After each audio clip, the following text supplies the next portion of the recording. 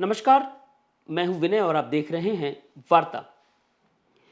हर दिन आपके लिए देश और दुनिया की सबसे महत्वपूर्ण खबरें लेकर आते हैं। आज हम एक ऐसी गंभीर और ज्वलंत समस्या पर चर्चा करने जा रहे हैं जो हमारे देश की प्रगति को लगातार बाधित कर रही है। जी हाँ, हम बात कर रहे हैं भ्रष्टाचार की। यह वो जहर है जो हमारी प्रशासनिक व्यवस्था की जड़ों जड़ों को खोखला कर रहा है और आम जनता के विश्वास को तोड़ रहा है। हाल ही में नेशनल क्राइम इन्वेस्टिगेशन ब्यूरो यानी एनसीआईबी ने भारत के 10 सबसे भ्रष्ट माने जाने वाले विभागों की एक चौंकाने वाली सूची जारी की है। यह सूची जनता की शिकायतों, ट्रांसपेरेंसी इंटरनेशनल की रिपोर्ट्स और लोकपाल और लोकायुक्त जैसे संस्थानों के डेटा और मीडिया विश्लेषण पर आधारित है। तो आइए बिना किसी देरी के जानते हैं कि कौन से हैं ये 10 विभाग और क्या है इनके भ्रष्टाचार की कहानियां जो हर भारतीय को सोचने पर मजबूत कर देती है। सबसे पहले सूची में शीर्ष स्थान पर है पुलिस विभाग। यह वही विभाग है जिसे कानून और व्यवस्था की रक्षा का जिम्मा सौंपा गया है, लेकिन आज यह भ्रष्टाचार का पर्याय बन चुका है। रिश्वतखोरी, फर्जी मुकदमे दर्ज करना और सड़क पर चेकिंग के नाम पर अवैध वसूली और जमीन विवादों में पक्षपात जैसे मामले पुलिस की छवि को धूमिल कर रहे हैं। कई बार आम लोग एफआईआर दर्ज कराने के लिए थाने के चक्कर काटते हैं, लेकिन बिना रिश्वत के उनकी सुनवाई नहीं होती।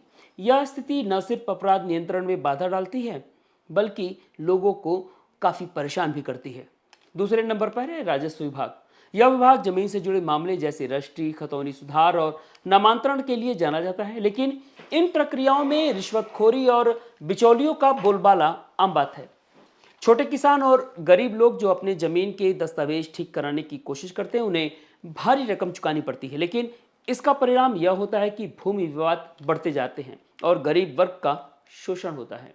तीसरे स्थान पर है नगर निगम और नगर पालिकाएं।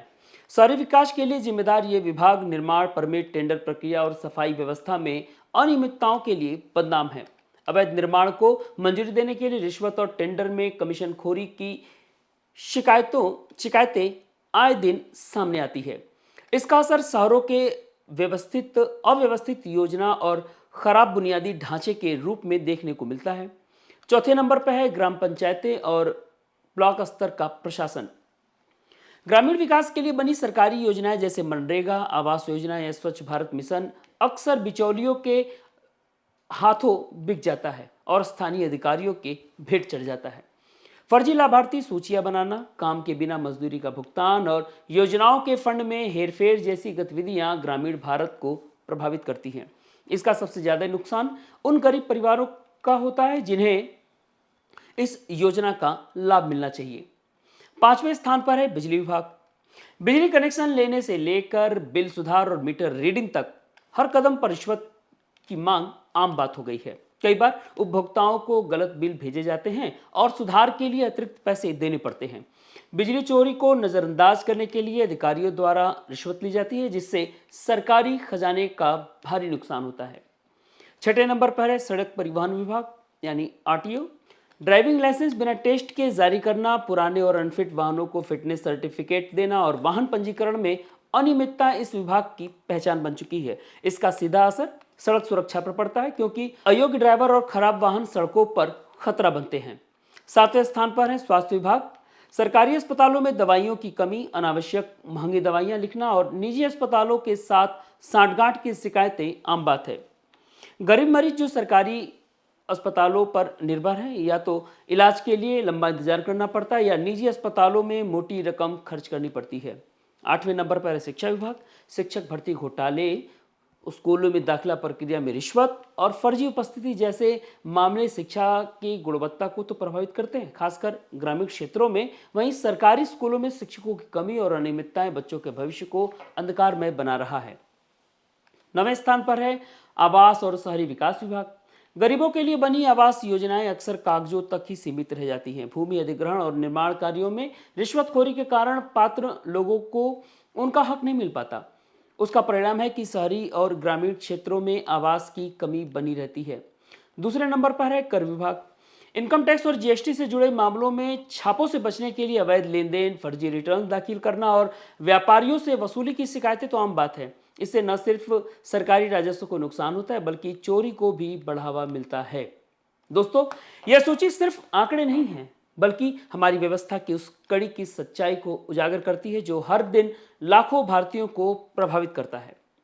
भ्रष्टाचार की वजह से न सिर्फ देश का आर्थिक विकास रुकता है, बल्कि गरीब और जरूरतमंद लोग जो सबसे ज्यादा शोषण का शिकार होते हैं, प्रशासन पर जनता का विश्वास कम होना और ग्रामीण व्यवस्था का कमजोर होना और सामाजिक असमानता का बढ़ना इसके पीछे प्रमुख परिणाम है। लेकिन क्या हम सिर्फ शिकायत करके चुप बैठ जाएंगे? जी बिल्कुल नहीं। इस समस्या का समाधान संभव है। पहला कदम है डिजिटलीकरण। डिजिटल इंडिया जैसे कार्यक्रमों के जरिए प्रक्रिया को पारदर्शी बनाया जा सकता है। ऑनलाइन पोर्टल्स जैसे जमीन रजिस्ट्री या बिजली बिल सुधार के लिए और बिचौलियों की भूमिका को खत्म कर सकते हैं। दूसरा है सख्त कानूनी कार्रवाई। भ्रष्टाचार विरोधी कानूनों को सख्त करना होगा और दोषियों को तुरंत सजा मिलनी चाहिए। तीसरा है जन जागरूकता, जो हमें अपने अधिकारों को समझना होगा और भ्रष्टाचार के खिलाफ आवाज उठानी होगी। चौथा है सामुदायिक सहयोग। सामुदायिक पुलिसिंग और सिटीजन चार्टर जैसे कदम प्रशासन और जनता के बीच विश्वास को बढ़ाते हैं। तो दोस्तों, ये थी भारत के 10 सबसे भ्रष्ट माने जाने वाले विभागों की कहानी। लेकिन यह कहानी यहीं खत्म नहीं होती। यह हम सभी की जिम्मेदारी है कि हम भ्रष्टाचार के खिलाफ एकजुट हों। अगर आपने कभी रिश्वतखोरी का सामना किया है तो अपनी शिकायत दर्ज करें। लोकपाल, लोकायुक्त या ऑनलाइन पोर्टल जैसे साधनों का उपयोग करें। अपने अधिकारों को जानें और दूसरों को भी जागरूक करें। आइए मिलकर एक ऐसे भारत का निर्माण करें जहां ईमानदारी और पारदर्शिता हर विभाग की पहचान है। हमारी इस खबर पर आपकी क्या है राय? क्या आपने भी भ्रष्टाचार का सामना किया है? हमें कमेंट में बताइएगा जरूर। और ऐसे ही महत्वपूर्ण और प्रभावशाली खबरों के साथ हमारे साथ बने रहिए। फिर से मिलेंगे हम नई खबरों के साथ। तब तक के लिए नमस्कार और देखते रहिए वार्ता।